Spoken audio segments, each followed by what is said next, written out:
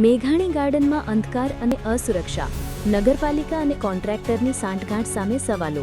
બોટાદની શાન ગણાતું મેઘાણી ગાર્ડન છેલ્લા 6 મહિનાથી અંધકાર, ગંદકી અને અસુરક્ષાથી ઘેરાયું છે.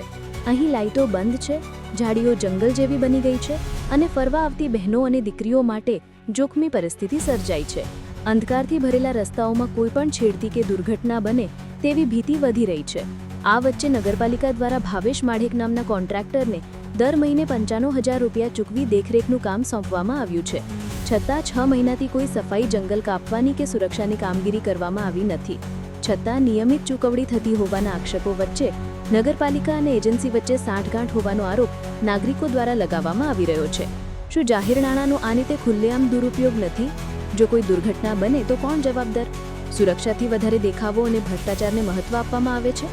શું નગરપાલિકા અને કોન્ટ્રાક્ટર વચ્ચે ગઠબંધન કરીને નાગરિકોની સલામતી જોખમમાં મૂકી દેવામાં આવી રહી છે? જાગૃત નાગરિકો હવે અવાજ ઉઠાવી રહ્યા છે. તાત્કાલિક સફાઈ, લાઇટ અને સુરક્ષાની વ્યવસ્થા થાય અને જવાબદાર સામે કાર્યવાહી કરવામાં આવે. બોટાદ નગરપાલિકા હવે ચૂપ રહેશે કે જવાબદારી સ્વીકારી સુરક્ષાનું ભવિષ્ય બચાવશે?